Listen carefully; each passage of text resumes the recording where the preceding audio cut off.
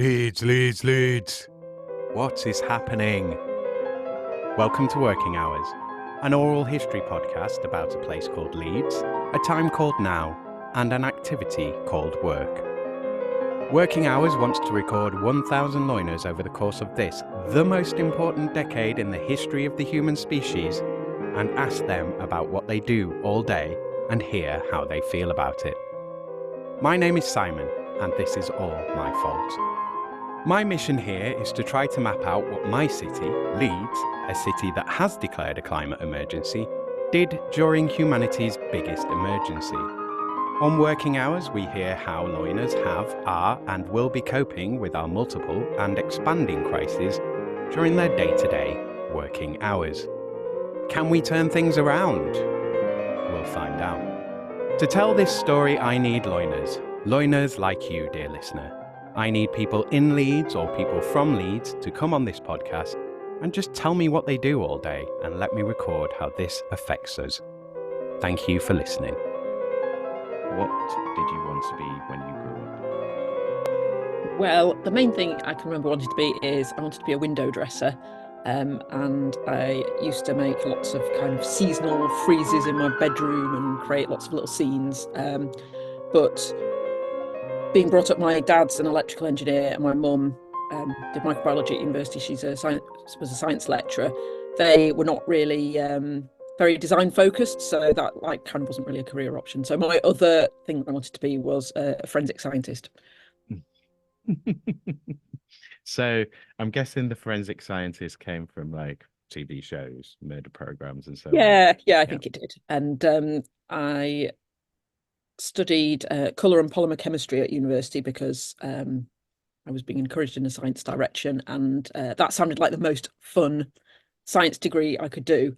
I'd done science A levels and art and photography, and I looked into, there was like a forensic science module or analytical chemistry, and when I actually did it, I thought, this is not for me. It's really tedious and really sort of examining things on a small scale, and it's not like TV at all, and no, I'm never going to go down that route.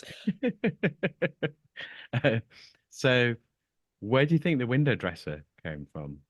How did you find out about window dressers? And well, they're called visual merchandisers, I found out as an adult. Well, I just sort of like walking past windows and thought, wow, I'd love to create a window like that. But it wasn't, I never thought that would be something that I would actually do. I think it was like, I didn't really know anything about that kind of career, but I was always fascinated by windows. Like when Harvey Nichols opened in Leeds, rushing to that window, and I just really love that kind of design, and the fact that it can be quite fantastical and not just like merchandising suits or something like in Marks and Spencer's, but kind of creating fantasy in a window.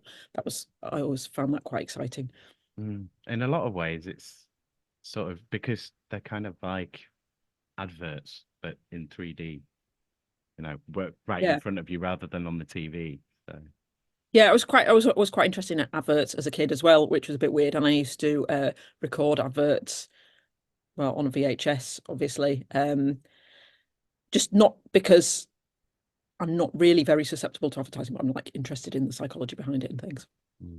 And the visuals. You're obviously a very visual person. Yeah, and the visuals as well. But I like the kind of ideas behind the more clever adverts. I was quite interested in that. Cool. You're listening to Series 5, Episode 6, and to my guest, Charlotte Raffo. This is another Zoom interview recorded on the 23rd of January, 2024. Hello there. So I did record a video intro for this episode to go on the video version available on YouTube, but it was a mess, so you've just got audio. I could shoot the intro again, but this is already super late and has taken me ages to put out. So apologies for the delay, and with that out of the way, let's hear about Charlotte. Charlotte Raffo has lived in Leeds since 1997. Her award-winning business, The Monkey Puzzle Tree, collaborates with Yorkshire artists to create locally made fabrics and wallpapers with a twist and a conscience. Charlotte plays Indian harmonium and suitcase percussion in jazz band The Devil's Jukebox, which has been delighting and terrifying audiences since the early noughties. Charlotte's other Leeds experiences include working at the Pittard's tannery in Cross Green until 2006, when it sadly closed, and spending her formative years visiting the Phono alternative nightclub, where she met her husband. This is the first published video interview of Working Hours, so if you'd like to see both Charlotte and myself as we chat, then hop on over to the YouTube channel at youtube.com/@workinghourspodcast4618. If you're already watching on YouTube, thank you. If you're a loiner watching this and you're interested in being on a video episode of Working Hours, then let me know when we arrange the interview that you'd like to use the video. I'll clean my teeth, brush my hair, sort my background out, and make sure I'm video ready for you. Something I wasn't so much ready for this time. One final thing before we crack on, if you're a regular listener to the show, then please go and watch the YouTube version and please subscribe to the YouTube channel. This will help the show massively and the cost is literally just a couple of clicks. Anyway, thanks for listening and I hope you enjoyed the chat. Right, let's do this. Episode 116 of Working Hours with Charlotte Raffo. So I'll jump straight into what is it you are doing now then? So I now have my own business, which is called the Monkey Puzzle Tree, and I collaborate with artists who are based in Yorkshire to create quite innovative and unusual fabrics and wallpapers for interiors with a twist of conscience. So I do a design collaboration with artists, and I try and find artists who are it's really not trend based, I guess. So what I'm trying to do is find an artist who's like really got their own style and they've maybe been doing it for a few decades and it's completely them. And then I work with them. Often they're artists who haven't done print and product before.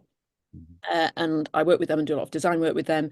And then we create a fabric or a wallpaper, and I'm trying to make something really innovative and use different materials, and we make it locally. So yeah, that's what I do, fabrics and wallpapers. Okay. So how did you get into that? Well, that's quite a long story. It's a bit of a convoluted. I started the business in 2016. I launched in 2017. So yeah, I've been doing it since then. My first job was in a tannery, making leather in Cross Green in Leeds. And then I was made redundant from that in 2006 and became a fabric buyer and product developer at Mamas and Papa's head office in Huddersfield. I was there for 10 years before I started my business. So it's quite a kind of odd stepping stone from having a chemistry degree, I guess. Yeah, well, I'm guessing it was the chemistry degree that took you into the tannery. Yeah, that was that was just like one of the most fortunate things in my life, I think, to get that job where I'd realized, like I said, about the forensic science thing. And I think I loved science maybe like 150 years ago when you could kind of do big things, physical things and discover things. But now it's not for me. I'm not a kind of molecule prodding person that wants to work in some big corporation with like hundreds of other people. And like your impact is, you don't really make anything yourself. You're just doing like a tiny bit of it. So that wasn't for me. And I went for a couple of interviews and I was like, oh, what am I going to do? Is this like for the rest of my life? And then I saw this advert to work in the tannery in Leeds. And also I didn't want to leave Leeds. I'm from Harrogate. I'd gone to Leeds University. Didn't want to leave Leeds. So I had this crazy really thing that I was like, not only going to apply for jobs within a 5-mile radius of Leeds Centre. And I saw this job for the tannery. I nearly didn't apply for it because there was a typo and it said that the application had to be in on by the 4th of March, I think. And it was actually the 24th of March. And it was in New Scientist magazine, and they'd never advertised in New Scientist magazine before. So it was a complete fluke that I saw it. And I went for the job before I'd even finished my degree and got the job. And it was just the most amazing thing I could have done, really. I think probably for me and for them in a way, because this tannery, they employed about 280 people, I think, in Cross Green. It was quite smelly. They took raw hides in at one end, which was called the wet end, and then they made leather for like high-end leather goods like Louis Vuitton.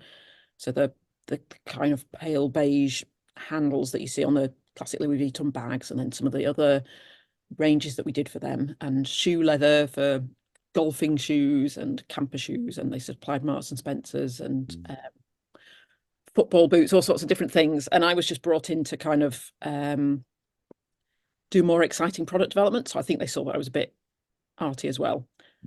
So I just was really allowed free range and did things like scanning my hair into a computer to create kind of different effects, and then printing that pattern on metallics on leather, and knitting string and press. They had these huge presses and pressing that into the leather. And I just kind of had the run of the factory and just walk around. I was pretty much the only girl on the shop floor. I was 21.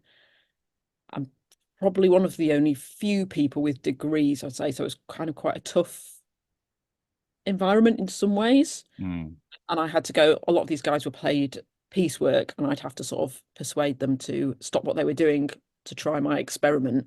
So that was quite a good learning experience, but it was so great to have hands-on experience of all of those processes in real life, which I think hardly anybody gets that now because there's so little manufacturing in the UK, and to just be able to sort of wander around and learn. Like, I wasn't under much time pressure, so I just sort of go around and talk to all these guys about what they were doing and why they were doing it. Then I could make up new processes, and it was really exciting job. I loved it. Yeah. Okay, so we'll stick to what you're doing now, because now I'm fascinated by that. So but yeah, so where should we go? Should we jump straight into questions, or shall we? No, let's talk a little bit more about your business and sort of that coming about then. So kind of setting up, what made you take that jump, and how long was it before you did the jump? Were you thinking about it for a long time, or was it something that you just like, oh, well, I'm going to do this? No, I wasn't thinking about it at all. So when the tannery closed down, I was looking for another job, and obviously there's not many tannery jobs. So I was like, what to do? So I went and worked at Mamas and Papas, where I did buying in well, first of all, I designed some pushchairs, like the fabric parts of the pushchairs, and then I did textile buying. So I did a lot of travel to China and Taiwan and Europe. And then sometimes I'd get people from local fabric mills coming to try and sell me things, and I'd be like, I wish I could use that, but I can't because it's just too expensive. And then I was made redundant after 10 years. They had a restructuring. And then it was that really that forced, I don't think I would have left that safe job. I mean, kind of always wanted to do something a bit different, but I don't think I would have taken that leap, to be honest, on my own. So when I was made redundant, I just said, right, I'm just going to take a few months off to decide what on earth am I going to do now, because there's very limited, that kind of role, there's very limited jobs in the north. I didn't want to move to London. So I took some time off, and then I had some friends who were artists who weren't making much money, and they fancied making fabrics. Particularly my friend Sarah Thornton, who's a Leeds artist, and I've met her through my kids. And she said, oh, I'd love to make some fabric. You could help me. And I was like, yeah, that's not really a job though, is it? She said, well, why don't you help me, and then you could pay a royalty back. And that was kind of how the idea came about for the business. So she was the first one. So I created a fabric with her called Rita Does Jazz, which we still sell. So I was designed in 2016. I'm quite pleased that that's still selling quite well, nearly 8 years later. And that's how it started. And then I found some other artists and did lots of designs like that. So I am going to jump straight into the questions now. So I'm going to kick us off with COVID. So there's kind of two parts to this. The first part is thinking about going into lockdown, like your work level. Did it seemed to be no change, through the roof, or dropped off the cliff? So like, how busy were you going into lockdown? And then the other side of it is coming out. What do you think, or what has changed for you work-wise? Well, I guess the truth of the matter is that when you start a luxury brand, it's really hard, and getting any sales is a massive, massive challenge, much more so than I ever thought it would be. So the reality was that when I went into COVID, I was not making many sales anyway. And COVID started and I still wasn't making any sales, but kind of in a way, it was a bit more relaxing because when you start a business, you get all this kind of media hype about how well everybody else is doing. And like, oh yeah, we've done 6 figures in a year and all this. And actually, when COVID started, kind of, it was a bit like, oh, everybody's in the same boat. So actually, I don't feel so bad about my own business. And I got a government grant. So in some ways, it wasn't a great time for the business. But I just kind of was like, well, there's nothing. I kept working and I kept sending out. I do newsletters, so I sort of up those once a week. And then I occasionally got orders, but not that many. I know a lot of online brands did really well. I didn't, because my product's quite involved and usually involves a decorator or bigger work rather than just buying a small product. So I didn't do that well sales wise, but because I had the grant, I wasn't kind of terrified. I just thought, well, I'm just going to have to kind of keep my head down, keep putting the newsletters out and hope that things get better. I mean, was it like a total pivot into, did you go hard into social media, or were you always quite social media focused? I'm not naturally a social media person, but I'd always done a lot of social media.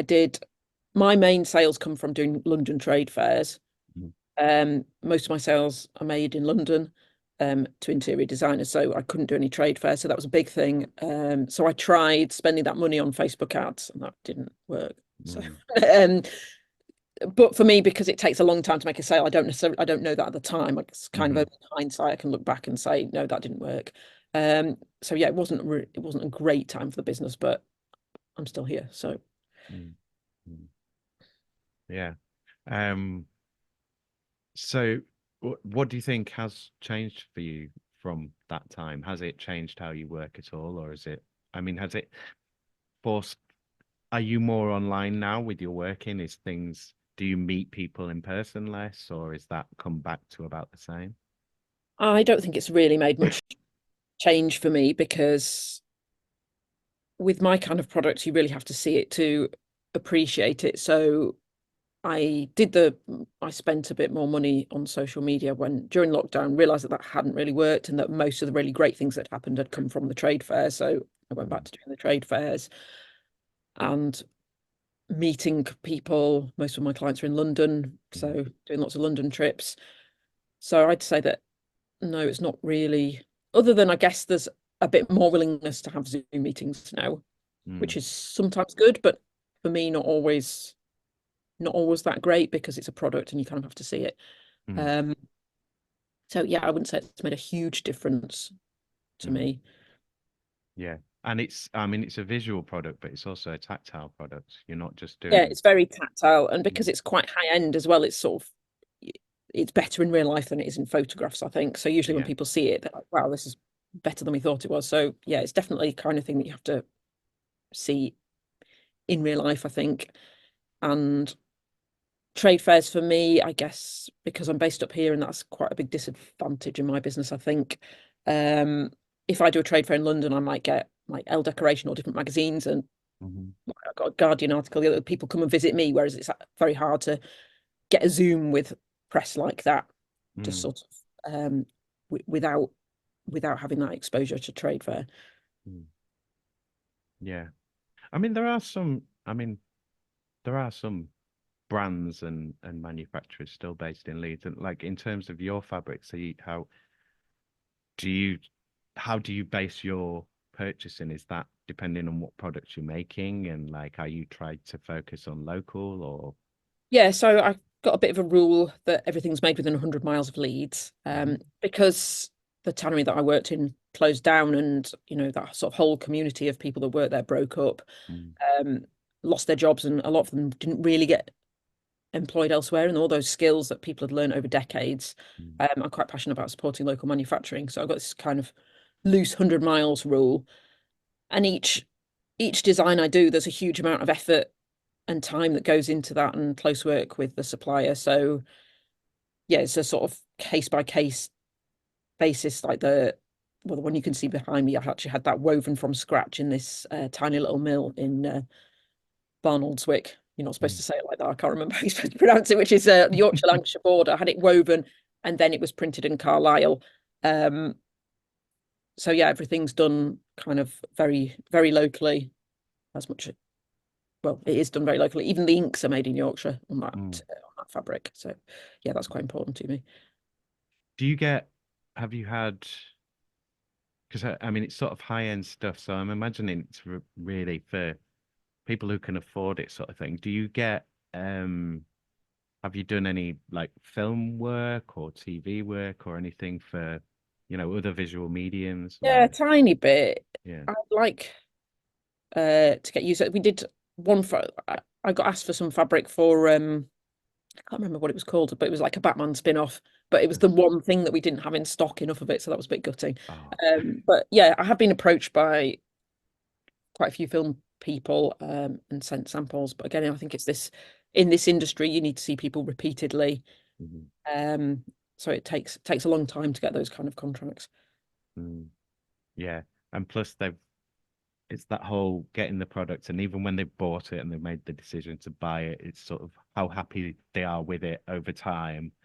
Like, that sort of thing of like, we love this so much, we have to go back to her again. Like, yeah, that usually happens. Actually, it's just the getting there in the first place. Once they've bought into it, it's all good.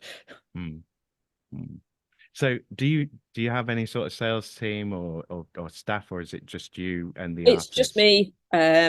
So when I do a trade fair in London, there'll be like I do Decorex at Olympia, and there'll be like other companies, and they've got like huge teams erecting their stand, and with me, it's just like me and my estate car filled up to the roof, me carrying ladders, going the loading bay with huge articulated lorries. And then so I set it all up, physically put it up, and then stand on the stand for like 10 or 12 hours a day for 4 days, and then drive home. So it's quite hard work. So do you think, does the chemistry degree still play a part? I mean, other than your materials and your dyes, but I mean, that's kind of knowledge that you would already have from the industry, I guess. But yeah, not really, other than maybe I think I'm like, people always sort of say, oh, were you a creative person or a sort of left brain or a right brain person? And I would say that I'm fairly equal. So I don't have a problem with doing any of that kind of analytical stuff or numbers or that side. I'm quite happy to do that side of the business, as I'm quite happy to do the creative side. And I think I can be methodical when I want to, be. So yeah, it's probably, and there's a testing side to the fabrics, like light fastness and that kind of. So I do probably have a better understanding of that than some people do, but I don't really use it hugely. Would you want to? Do you have an itch for that, or really? Yeah. No, I'm quite You don't want to invent some new wonderful dye or like. Yeah, well, like I said before, I don't think you can do that. Maybe 150 years ago you could have done that, but now that's not really how it works. So it's not really my thing.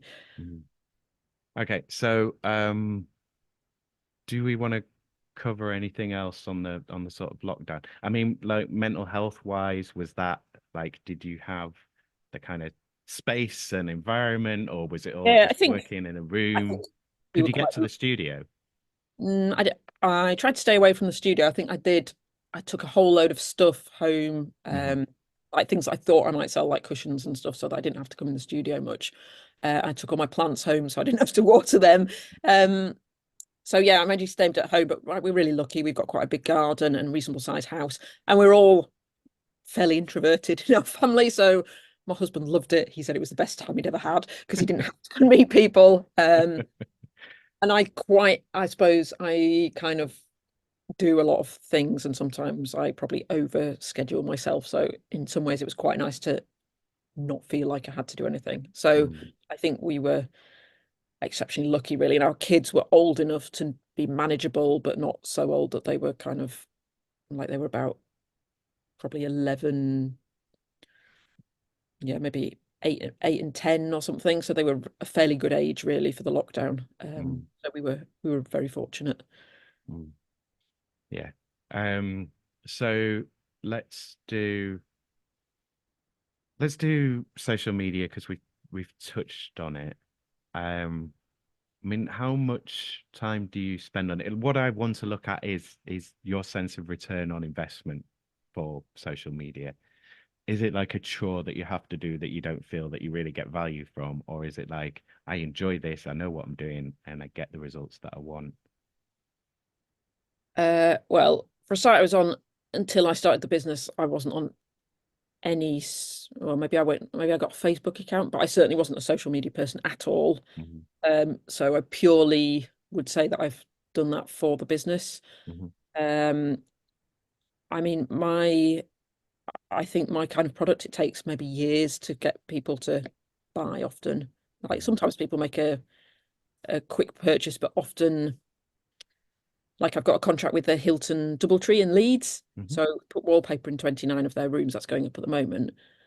That contact was somebody that I met in 2019. And it's just happened at the end of last year. So it's not like, oh, I do a post and then I sell a load of stuff. That just doesn't happen. It's like years and years of building, I suppose, that kind of trust. And I feel that if I post regularly, then at least if people come to my website or look on my Instagram, they know that I'm genuine. Like they could look back through years of similar posts of what I've been doing. So I think that helps. So yeah, I don't love doing it, but I don't mind doing it either. Kind of, Have you got like a strategy for it? Do you have like a kind of brand sense in mind, or? No, I just kind of post a bit of what I'm doing and sometimes a bit about the artist or how we make things. Yeah, I wouldn't say I've got a huge strategy. I sort of tried that and it's not really worked. So Working with artists, though, that's got to be a benefit sometimes. I mean, like, I know plenty of artists will struggle with their own social media, but like visually they can do stuff, and and some of the artists are really good. You'd think so, but all the artists I picked are really introverted and hate social media, and that wasn't very good business. That wasn't a very good business. So I think I do a lot more posting than they do. And even getting photos of them has been very challenging. So yeah, that's not as helpful as you'd think it might be. Yeah, so I suppose I've just got into like a routine, and I would say that I'm quite consistent. And I do probably do quite well on LinkedIn. I do reasonable amount on Instagram, and a little bit on Facebook, but yeah, so it's fine. I do it probably a few times a week, but it's not like I don't love it. I'm not going to become an influencer. No, but you do want influencers to find and like you, I guess. Like, oh look, yeah, spreading the name. Although I do feel like some of that, I'm quite personally and as a business, I think quite anti kind of like a fast fashion approach to design. And I sometimes the influencer thing is quite like, oh look, we found this thing, we put it in our house, and then 6 months later we've taken it out because we found a new thing. And that's not really what I'm about. So yeah, that's kind of not so much for me. I guess it's just about that sort of longevity and like, well, you buy this now and I'm hoping you're going to have that in your house for decades. So it's less about a trend and less about, oh, this is the new thing that you've got to have this week. So I guess is that a theme that you accentuate within the social media that you produce, of like very values based? Yeah, I suppose so. I would hope so. Whether I achieve that, I don't know. But yeah, that's certainly what I would do. So I kind of shy away from things that I didn't feel sort of aligned with our values. Good. So I think we'll just slide straight into climate change then, and because we're in this sort of area. So in terms of the climate and climate awareness and so on, can you, within your role, or do you do anything with regards to promoting awareness and also promoting adaptation, mitigation, and so on, or taking active steps? I mean, you've mentioned fast fashion, and so I'm already thinking you've got a commitment to kind of reducing landfill and, you know, excessive impacts and pollution and so on. And like say, you values-based organization. So yeah, how does it play into your work? Yeah, I mean, it's a slightly tricky one because at the end of the day, I'm making product. So I'm Mm, kind of aware that, you know, I am making stuff, and whatever stuff you make is mm. essentially not necessarily a good thing. I try and make that product in the best way that I possibly can.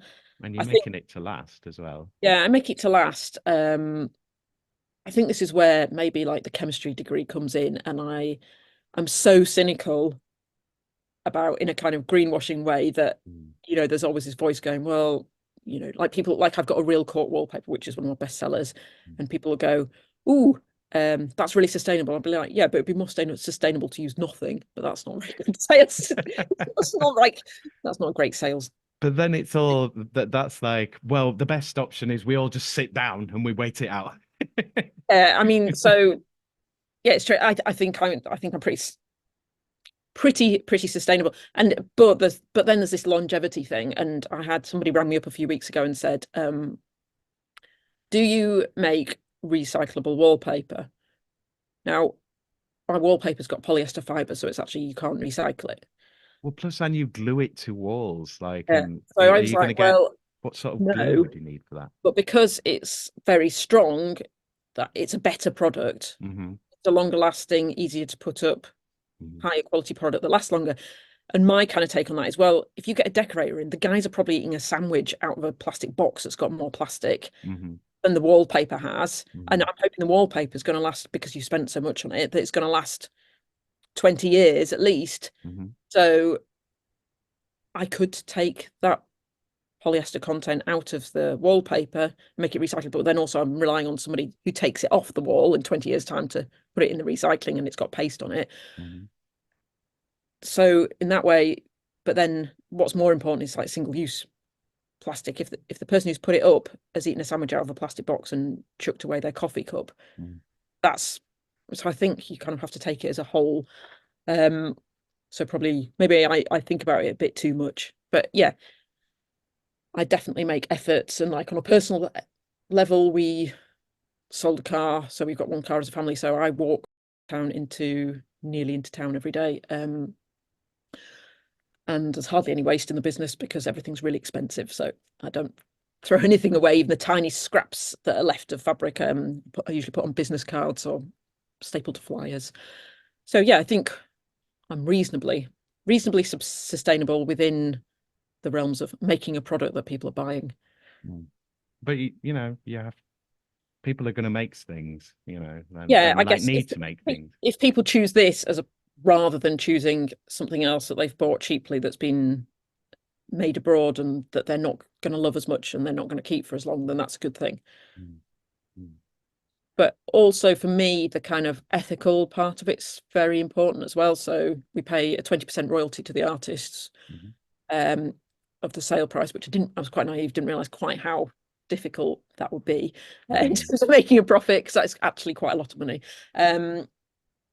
And that kind of supporting local manufacturing thing, that's super important to me, as well as the environmental side, which I think kind of comes with making locally. Yeah, they go hand in hand because you're shortening your supply chain. You're ideally employing people with better conditions who can, you know, produce better, work better, and you know, have better general social outcomes.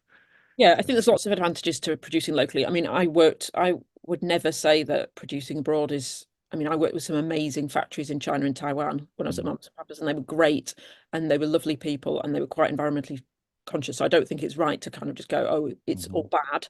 But there is definitely an advantage to producing locally. And even from a design point of view, just having that more control, being able to visit your supplier is great. So, I mean, it sounds to me like that was a consideration going into the business and starting the business. Like, has it always been a Yeah, value, definitely. as they would say? Yeah. Because I think that's the way to do it. You have to design the business with that in mind. It's not something that you can necessarily bolt on afterwards unless you're a huge company that can afford to invest in, making changes like that. Yeah, I guess that's always been a thing, probably before it was a thing to do. That was just sort of what I decided I wanted to do. And I think because it's so hard to have your own business, I'm a bit like, well, if I'm going to do this, I'm not going to make any compromise. Otherwise, I might as well get a salary from do something from someone else. If I'm going to do it, it's going to be on my own terms completely. So I really don't compromise in the business. Design, I don't compromise in design or ethics at all. Remains to be seen whether that's not for a business. Perhaps not. But I mean, you're still here. I'm still here, yes, and I'm doing okay now. Yeah, But and you've been, like it's not like you haven't been through some rough times. Any business that's been around since the beginning of this decade has been through rough times. Like, yeah. It's been quite tough. And I think the financial situation is really not helpful for me. But have you ever done market stalls or like have you thought about having a shop or having a place in a similarly, like in a shop that shares similar values or whatever? Can you display anywhere like so people can interact with the product? And yeah, sadly it doesn't really work. Right. I think the problem is my product is too expensive to sell up north. Well, too expensive and too I don't know what you could say, design forward, like not conservative enough. So I've come to the conclusion that a lot of the people who have a lot of money in the north have got money by being, maybe they're in finance or tech or they're lawyers. They're not creative people. So when they go to spend their money, they don't want to spend it on some really fancy, slightly off the wall fabrics and wallpapers. That's just not their thing. They might spend it on a car, or if they do the interiors, it's probably going to be quite minimal. So my customers they have to be fairly wealthy because it's quite expensive, but they tend to be people in creative industries, which is, I think, why most of them are in London, because those people, that's where the creative industry salaries are higher. So what I found I've done a few things locally market, and I literally sell nothing. And there's a big north-south divide as well in cost. Like I have some cushions and they're £120, and I had an interview with a London journalist who asked me what was wrong with them to make them so cheap. But then if I had them in Leeds, people are sort of going, how much? Can't spend that. So yeah, that doesn't really work. I did have my products in the Dowsing and Reynolds shop that they had in Victoria Quarter, which was great. That closed after a while, but I think it's very involved to make the kind of purchase decisions. So it's mainly through interior designers. So it's really about me presenting to interior designers, and then interior designers present those concepts to their clients. That's how it mainly happens. I wouldn't like to sit in a shop all day. So although the idea of having a shop's quite nice, I guess it would have to be in London, really, because I don't think there's a big enough market up here. So I don't think that's going to happen anytime soon. Do you advertise? Do you do any print advertising or paid advertising? Like I'm thinking, do you advertise in like interior design magazines or? Not so much paid advertising. I sometimes get like I had a headline article in the Guardian last year that was really good, but that was through PA. They picked up on it. I haven't paid for it. I have had some articles in Elle Decoration and things, but I mean, I don't really have the money to pay for print advertising, and I think you have to do a lot of print advertising to get any traction, and probably the investment is not. It's a long-term brand building thing. It's not like you put an advert in and you immediately make lots of sales. So yeah, it's not for me at the moment. Okay. We've done social media, haven't we? We'll do Brexit. So I don't know if you shipped internationally or did before. Obviously, some of your product has come from overseas and so on in terms of supplies you've mentioned. No. Okay. Oh, in my last job, none of this does. No. Okay.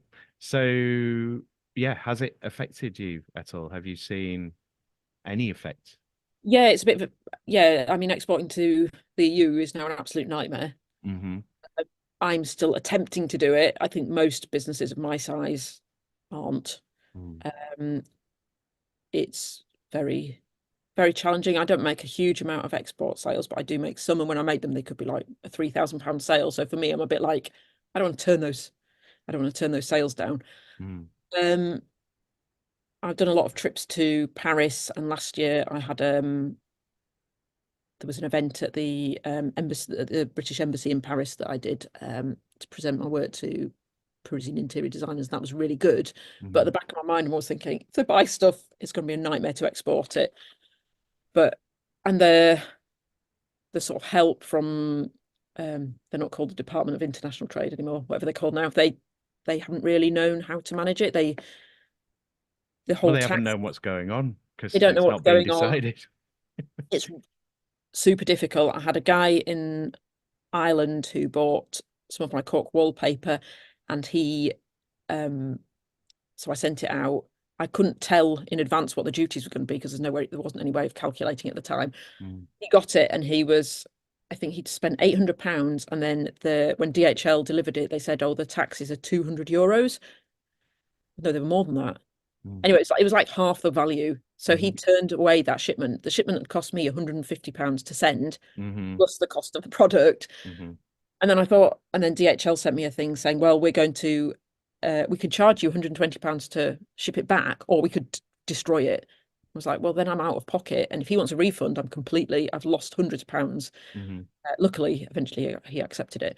But those kind of things make it really hard, I think, as a business to know what to do, because for me, but that's one instance. If you scale that by any number, that's huge losses. It's huge losses, and you're on thin margins anyway, like you say, because you've got to pay everybody else. And yeah, it's really risky and tricky. So yeah, I am still exporting occasionally and just sort of hoping for the best. And now I won't do it unless I've got their phone number. I can talk to them about it and say, well, look, there's going to be some duties and we can help you out.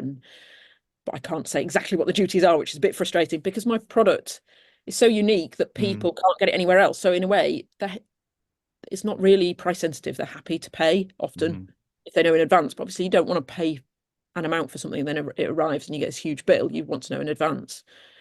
So for me, it's just like, if I can tell them how much it's going to be and say, then they're usually happy to pay. So the barrier for export for me is not the money, it's the administration of it.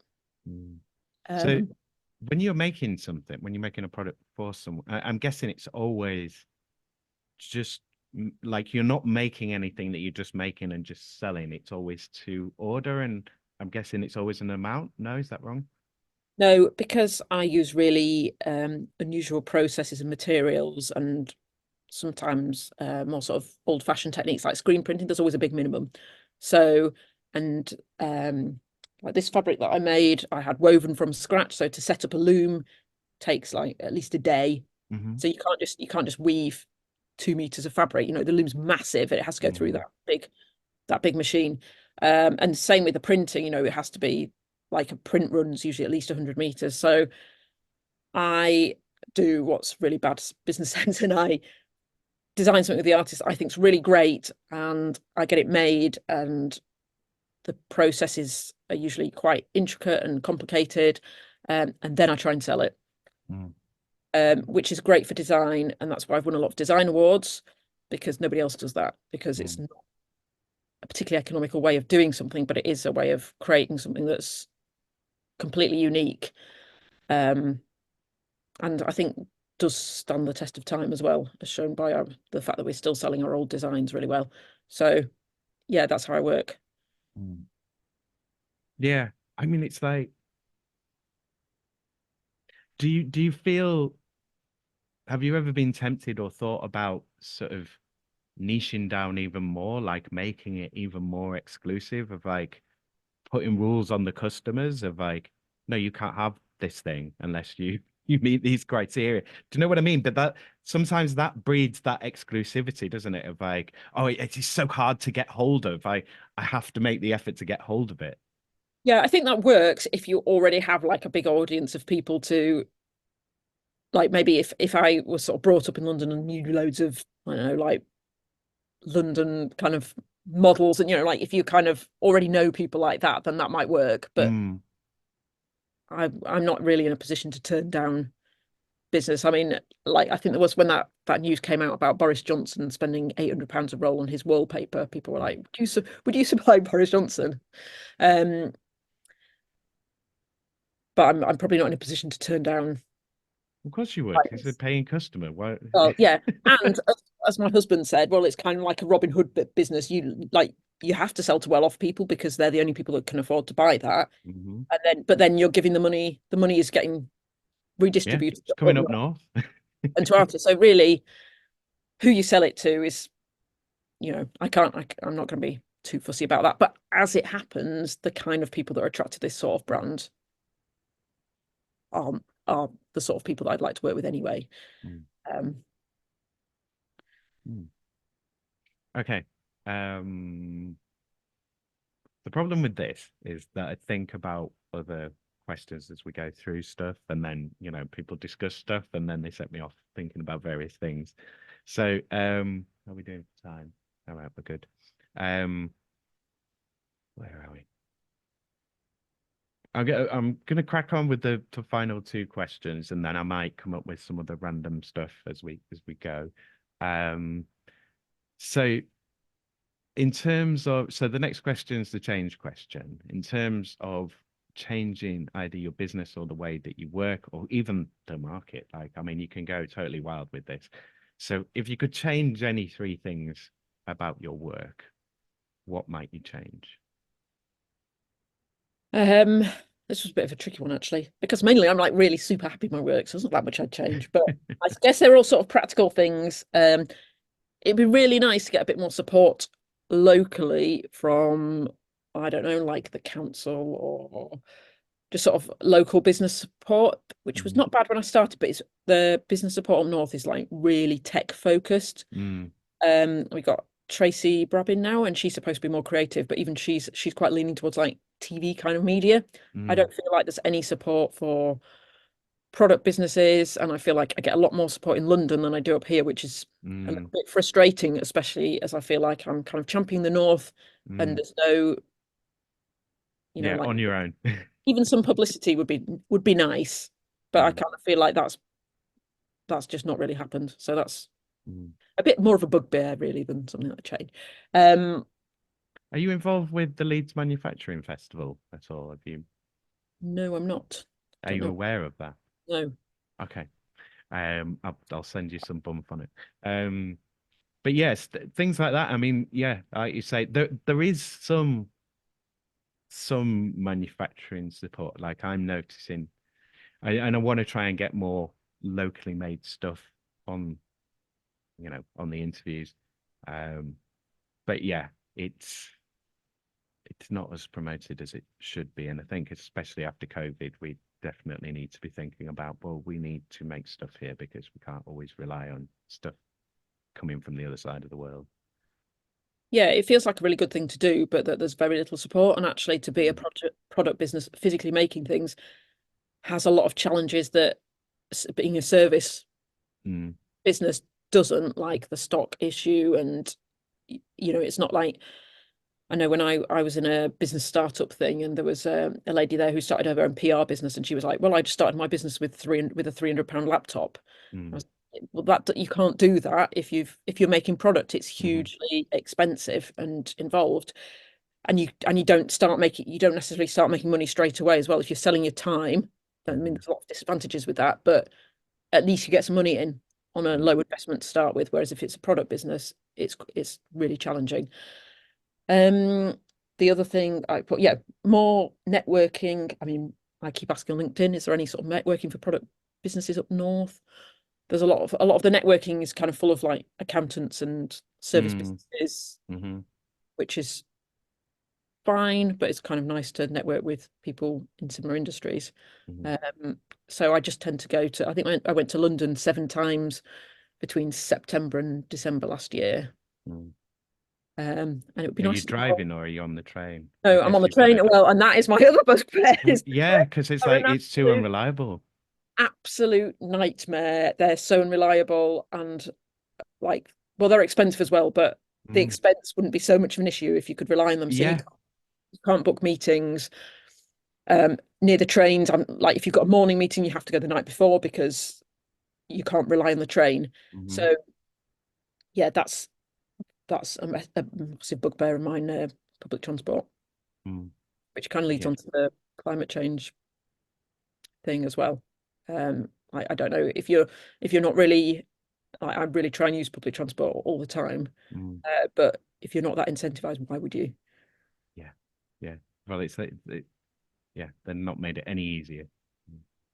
Yeah. So that's one. Yeah, so I've kind of got mine are very, very boring, really, just about kind of networking and support up north, public transport, and I'd like, well, I guess I'd like to make more sales. That's what I'd like to do, essentially. Okay, let's say I don't know what scale it'd need to be, but say, your orders, your business doubled, trebled, quadrupled. At what point would you need to bring in people to kind of handle the workload and so on? And yeah, I mean, is that somewhere that you want to go, or would you keep it of like, I want to keep it under my control. I don't want this to get out of my hands. So would you have a kind of limit on how much you grow and how much you I can don't think I'd sell? have a limit, but I think it's self-limiting because of the value side of it. I think you're going to get to a point. I think because it seems to me it's like the logic of a podcast growth sort of thing. It's like over time, your network's growing, but it's growing slowly, but it'll reach a kind of point, like a tipping point where it'll get big. Like, people, all those customers over the years, and some of them coming back to repeat, and they'll start coming back at the same time, and they'll bring other people in. Like, ideally, and I think that's probably where it'll go. But it's like, are you digging your heels in for the long run for this, hoping for Yeah, that? yeah, Or definitely.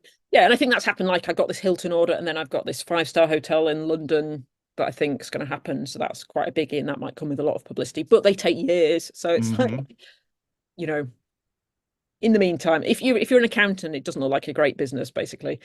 But yeah, I think that's starting to happen. That it will get bigger, and I might need to bring some people in, but because I don't physically make the products. Mhm. So actually the time it takes me to, all the time I spend is like marketing and sales and design. But if you had somebody doing that who was like dedicated and who was really good at it, Yeah, that's I could, mm, but actually with social media, I quite like doing it myself because I feel like then you're kind of like there's another step away, and sometimes if I've noticed with more corporate like Instagram feeds because they're not as personal, they're less engaging. So mhm, I don't think that works as well. So I'm kind of quite happy to keep doing the social media. Um, but yeah, I can make a pretty big sale. It doesn't take me that long to package it up and send mm, it out. So from that point of view, that's the good thing that I've got compared to a service business. I think that I've got the product here, so I need to measure it out, package it up, and send it. So mhm, that side of the business is quite good. mm. Could you go back to a job now? Um, yeah, I think maybe. Yeah. I Mm. think that leaving the business behind would be, I wouldn't want to do that, but that's not Ah, go on.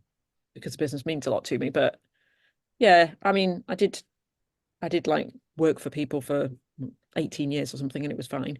Mm, So yeah, I don't know. I'm probably quite a different person now than I was then. But yeah, I wouldn't say no. I'd mm, never work for someone. mm. Because I get a sense, I mean, obviously correct me if I'm wrong, I get a sense that you sort of, because I'm a bit like this with this, so it's like I do want it to grow, but I don't want it to grow too big, too fast. I want to keep a handle on it, and like I've got ideas of what it is and what I want it to be as a brand and so on, but I haven't got there yet, or I haven't got a sense that I've got there yet.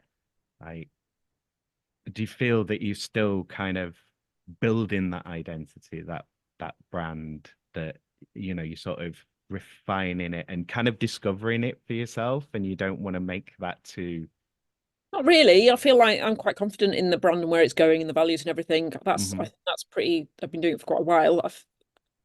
I feel dead stuck in that, and that I guess what'll happen is when I start making more money, I'll do more and more designs, but not tons of them. But I think the designs will probably get more and more out there. But that's really working so far. I can go to a top London interior designer now, and they like the new stuff, which everybody else thinks is like too crazy. And then the people that are maybe not so ahead, they like the older stuff. So that strategy is now working really well because I've now got the older stuff and the newer stuff. So it's kind of finally working out. So yeah, I mean, I'd like to do a lot better just so that I can pay the artists a lot more, which is always nice. And yeah, make more designs. But I'm not interested in being rich personally. I kind of have most of the material stuff I need. So it'd be nice to be able to go out for an occasional meal or have a coffee out, but that's about the limit of my aspirations, really. Or go into a fancy restaurant and see your designs. Well, see the products on the walls. Yeah, I can kind of do that now. So yeah. So I had another question for you then, but I've forgotten it as I so often do. So we'll jump into the UBI question. So if there was a universal basic income, how do you think that might change your work? Sometimes with this question, it might change your work in terms of people, more people being able to afford the product and so on. So your sales could potentially go up rather than just like work, you reducing your amount of work. But do you think it would have any effect on your work or how you work? No, it would have made my life easier. Especially starting out. Yeah. I've always been very frugal, so that's kind of helped. And the fact that when I started the business, I wasn't in any debt really. So we've been able to kind of really sort of subsist on very little to support the business. So yeah, that would have been a huge help for us. And I guess it would really help our artists who are, a lot of them are really, really struggling, just so that they're not to have which is kind of what I'm trying to provide for them, is like a more consistent, regular, even if it's just a small income. So I think it would hugely benefit us and make us more able to do more creative work, I guess, because I think I've been in quite a privileged situation that I've been able to do this. I think overall it would enable more creativity if you're not kind of having to have this big income. But yeah, for me personally, it would have made my life easier. I don't think it would have helped my sales, because I think the people that buy my products are way above that level. It would, but like you say, it would impact the designs, because it would support more artists, and it would give more artists, the space to be artists and to provide more designs and so on. And yeah, although I only do probably like one design a year at the moment. It probably costs me, if I do a new design, it usually costs me about £10,000 to produce it. So at the moment I'm doing I didn't do one last year because things were quite tight. I'm doing one this year. And I might do a couple next year if things improve. Okay, well, how are we doing for time? We're only an hour in. So right, we'll do the bit. So I'll throw it over to you before we go into the socials and stuff. So is there anything that we haven't covered, or any aspect that you'd like to kind of talk about, or anything at all that you want to talk about, that you want to kind of flag up or say, I have a burning ambition to say this on a recording? You go. Not really. Oh, I don't know if this counts as a job, but I'm also in a band. Oh yeah, we've not mentioned the band at all. Sorry. Yeah. Yes, you did mention that. So I've been in the band since, I think, the early noughties. So probably nearly 20 years. So it's a bit of a crazy jazz band called the Devil's Jukebox. And I play Indian harmonium and suitcase percussion. And then we've got a ukulele, a huge banjo bass, which is quite an unusual instrument, a clarinet and saxophone and vocals. So we played the Domino Jazz Club on Sunday. So we do various gigs, usually fairly locally, because I do the driving and I don't want to drive a long way. But yeah, so that's a kind of interesting little job that I do on the side as well. So yeah, how long did you say you've been doing that for? About 20 years, I think. So I'm the youngest member of the band, and I think Jim, who plays clarinet and saxophone, I think he's 82. Whoa. So How long's the band been going then? well, as long as I've been in it, so All about right, okay. odd years. Okay, so I thought you meant youngest as well as like you've been No, in it less time. Yeah. the others were in a different band called Mondo Suave previously, Right. maybe 10 or 15 years before that. Cool. Yeah. Does that fit in quite nicely and easily? Does that ever get a bit much? I mean, how regular is it? It's always a bit much. It's always a bit much. Yeah, especially since I had kids. My kids are a bit older now, so it's not too bad, but it was quite tricky when the kids were little. Yeah, it's quite a lot of driving and lugging stuff about, and it's quite tricky playing in central Leeds now because, and I'm not anti this, but actually to drive into central Leeds and drop your gear off and park is horrendously difficult. And then like they've put on new bus lanes in, haven't they? So it's like, Oh God, the loop's gone mental. It's like I changed and used to know my way around the loop, and now it's like, what are you doing? You're making me go around so circles. that's quite stressful. So it can be quite stressful. But yeah, it's a nice thing to do. Sometimes we play like Corn Blues Festival, and we did Marsden Jazz Festival one time. It's a good thing to do, but it's also quite hard work. Yeah, I mean, like because obviously a lot of people are in bands, you know, at various points and so on. And it's interesting when, you know, whether people consider it work. And I've also talked to people about, you know, if you've done a lot of band work, some people don't necessarily think of the transferable skills of that, of like, well, you've been doing organizing and production and logistics, like all of that kind of stuff. Because it's kind of recreational as well. And sometimes just because you're doing something, it's sort of older in life, isn't it? That you kind of go, oh, things that I enjoy doing, I can make money out of. Yeah, not a great amount of money, I have to say, especially when you take time that it takes you from when I set. Sometimes it's like 9 hours from when I leave my house to coming back, and so between five of us, it's not a great hourly rate, but yeah, it's fun and interesting, and they're very interesting people.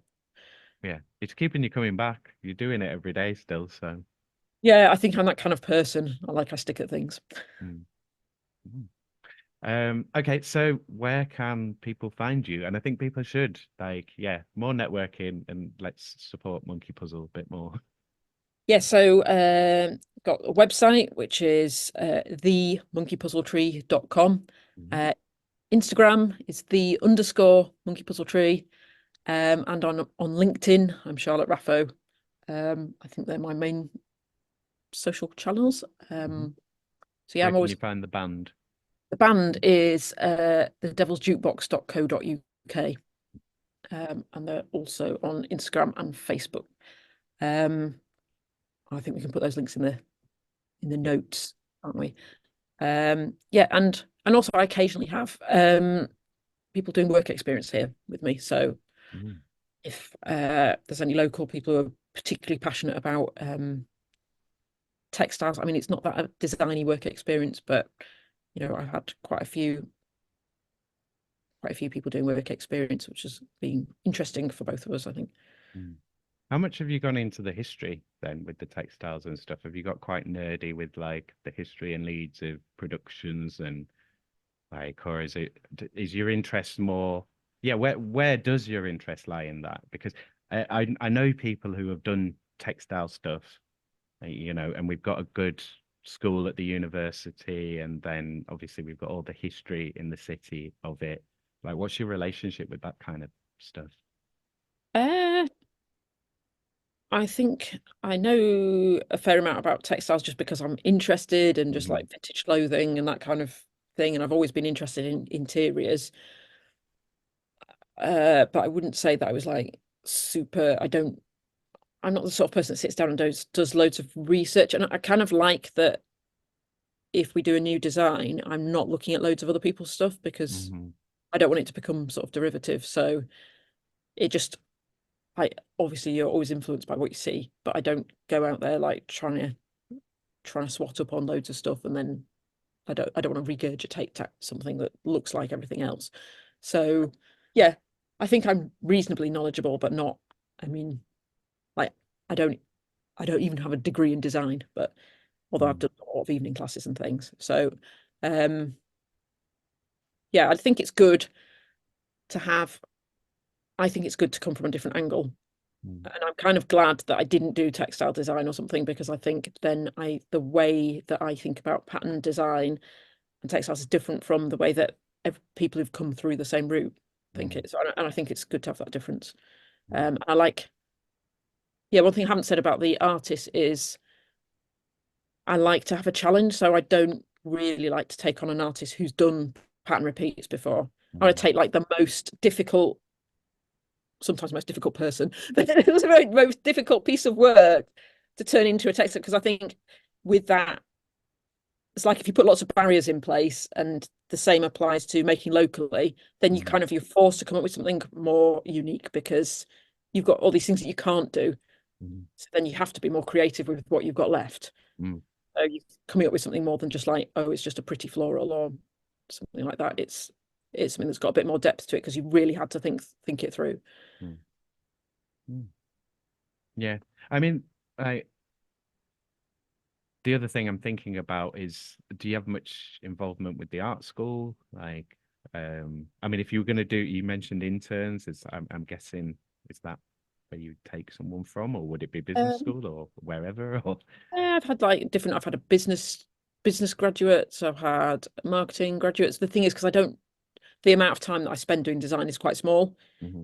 So it's not always what a design student would want, unless they want experience of like what it's like running a small business.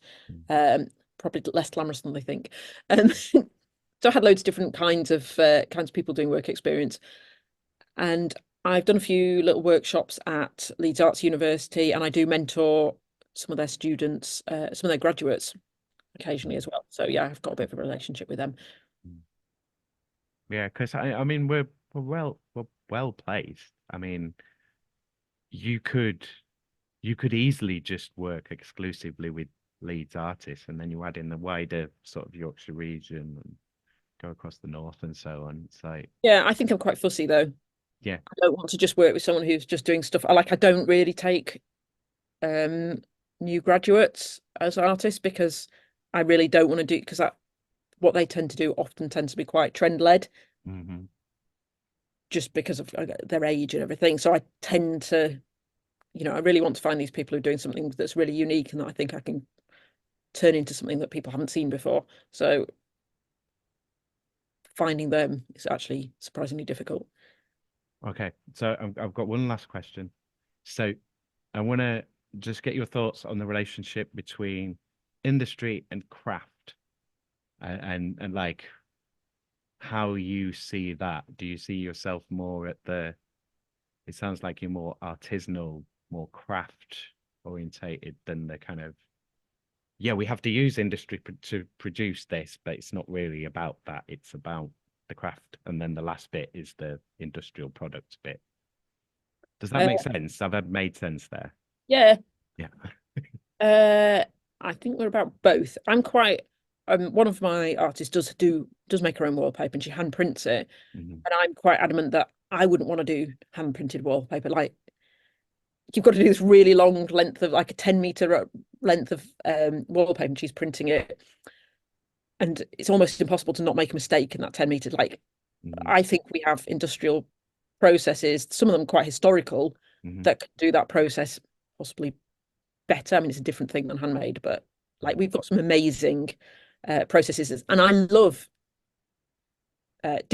using different industrial processes, and that's like what my background is, and I'm really passionate about that. So yeah, for me, it's both. I love the craft, but I also really love working with the suppliers and kind of going, well, can we do that with that machine? And I think because I've worked in a factory myself, I've got probably more confidence than a lot of people to go up to the guy in the machine and go, well, what happens if you do this? And they'll be like, oh, no, you can't do that. Well, why not? Oh, well, and persuade people that. Yeah, because no one has before. Yeah, no one has before. Well, can you try it, please? Yeah. And that's all about having a good relationship with your supplier, which is probably where my skill set is. That I have good relationships with my suppliers, I think, in general, and they work really well. So yeah, that's it's about both. For me, it's about the craft and being able to make big quantities, so I can supply a huge hotel, and then pay because I can do that. I can then pay the artist a decent royalty because actually it's an industrial process. Whereas what they're doing, they can only do one of what they're doing, so they're finding that's a struggle for them to make money from that. So that, I think the industrial side of it for me is quite important. It's definitely not something that I'm just leaving on the side. It's something that I really consider. The other thing that I was going to mention is finding the artists. That as it's gone on, I've kind of thought that I needed to represent Yorkshire or Leeds more holistically, and I realised it's like quite hard to find people. Even with social media, you're kind of stuck in a bit of a bubble of the people you know, and it's surprisingly hard to kind of move out of that. And people, and the algorithm that's said you people are similar, so you people will be in touch, and other people are fenced off from you. Yeah, and especially I suppose because I don't spend that much time looking at other people's social media. Probably should do, but like because I'm not like a massive social media person. So yeah, I did think a few years ago, I was like, I think this needs to be a bit more diverse. So I have started making a bit more of an effort to try and really sort of kind of put calls out for artists from different backgrounds. And that was like surprisingly difficult. But that's kind of worked out a bit more recently. I suppose as I get better known as well, I get people coming to me rather than just like me having to go out and find other people. Cool. I mean, I could squeeze more questions out and probe and push us into various different directions and so on. But I think we've got loads of good stuff there. And it's been an absolute pleasure to chat to you this morning. It's been really interesting finding out about the business. And yeah, anyone listening, go check it out. Thanks very much for having me. Yeah, it's been a pleasure. Thank you again to Charlotte for being my guest. Check out Charlotte and her amazing work at themonkeypuzzletree.com. Check the show notes for socials, and you can find out more about Devil's Jukebox at devilsjukebox.co.uk. Thanks as always to all my guests, and thanks to you, Leeds, for being my subject. If you are in Leeds or from Leeds, if you are Leeds, you can be the guest on Working Hours. I still need to find 884 loiners to interview, so being a guest is the greatest help. Podcasts can do wonderful things for you, so do get involved. You'll get free advertising and media practice in a safe environment, and you'll be a part of a unique project in this, our unique city. Whatever you do, I'm interested to hear about it. You don't have to be online. You can even be anonymous if you'd like. Thanks for watching this on YouTube. Please leave a like and hit subscribe. It literally costs you nothing, will be a massive help for the project. Please consider sharing this episode with anyone in your network who might enjoy it or who you think might make a good guest. If you're new to Working Hours, then have a dig around in the other episodes. There's some fascinating people in this fascinating city. If you'd like to contact the show to be a guest or just to ask a question, email workinghours@workinghourspod@western-studio.com. We're back to just audio next week and for the foreseeable future, so don't forget to follow Working Hours on your preferred podcast player. If you can rate the show 5 stars on any app where you can rate, that will really help. Please also put your notifications on so you know when the next episode drops. If you can, please write a review for the show. So it's back to regularity next week and with a great guest too, Rachel Surtees. So please make sure you come back next Thursday for that episode, and the usual audiogram version of the episode will be available on YouTube shortly afterwards. Okay, that's me. Work for peace and plan with kindness. Cheers, ears. Take care out there and be kind to each other, Leeds. Working Hours is produced, recorded, edited and published by Simon Treen for Western Studios Leeds Limited. The music was The Bees from Chopin's Etudes, which is in the public domain and was taken from museopen.org. Follow Western Studios Leeds on Facebook at facebook.com/Western_Studios_Leeds and on LinkedIn, linkedin.com/company/Western-Studios. Western Studios Leeds will help you realise your podcast for only £25 for an hour of podcast work. Need podcast production, recording, editing, or any podcast admin doing? Need it all doing? Do you want or need a podcast host or co-host for your podcast project? Then get in touch with Western Studios Leeds Limited. Email makemypodcast@western-studios.com to get your podcast made.